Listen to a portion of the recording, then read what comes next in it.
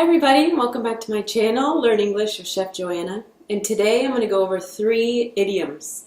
I know idioms are very tricky for non-native English speakers, and even some native English speakers still don't get this years later.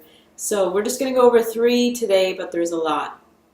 Okay, so the first one is, you're pulling my leg. So pulling my leg means that we use it when you're tricking somebody. So if I asked you, you just visited California, and I say, oh, did you see any celebrities while you were there? And you say kind of sarcastically, oh yeah, I went swimming with Brad Pitt and I had lunch with Jennifer Lopez. And I could think maybe you're telling the truth because I don't know you well, but I could say, are you pulling my leg? So that means, are you tricking me? Are you kidding me? Because, I mean, it could happen. You could have seen Brad Pitt or Jennifer Lopez, but more likely you didn't. So I could say, are you pulling my leg? Okay. That just means, I don't know where it came from, but it means you're pulling your leg. It's a joke. It's a trickery one.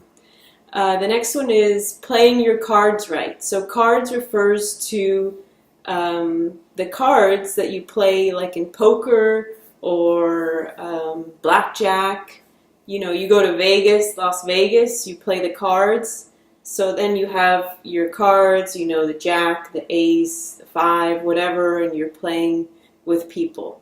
So, you know, when you choose the cards, you don't always get the best cards, but if you play them the right way, which we're getting to playing your cards right, then you can win the game, because maybe somebody has a better cards than you, but they play it like too fast and they put them all down and then they lose, and you had not very good cards, but you have the strategy on how to play it.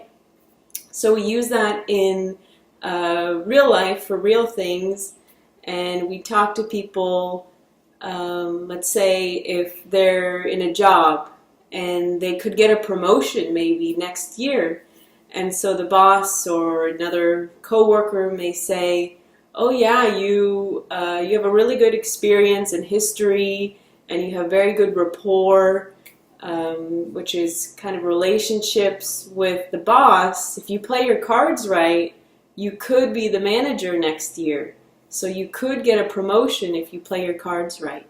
So that's how we use that one.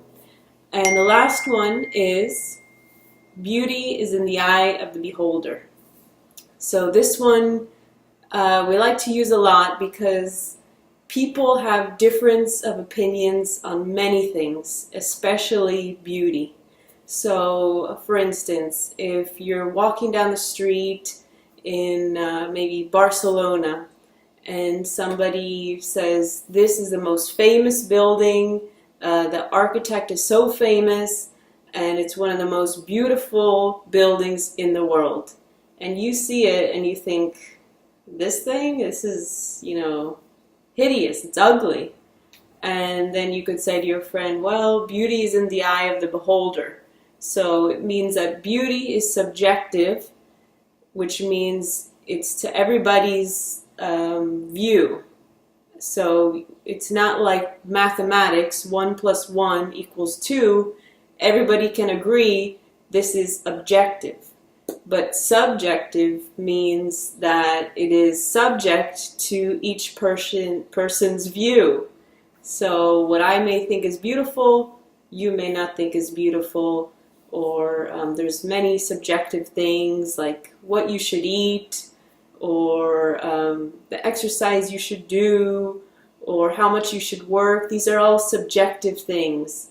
But in this statement, beauty is in the eye of the beholder. So the final person to say what is beautiful is you.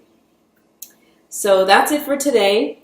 Those are 3 idioms. I'll come back with more later, but those hopefully help you understand a little more native English.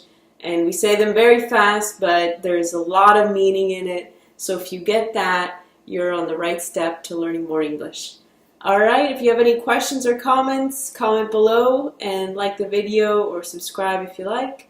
And that's it for today. Have a great one.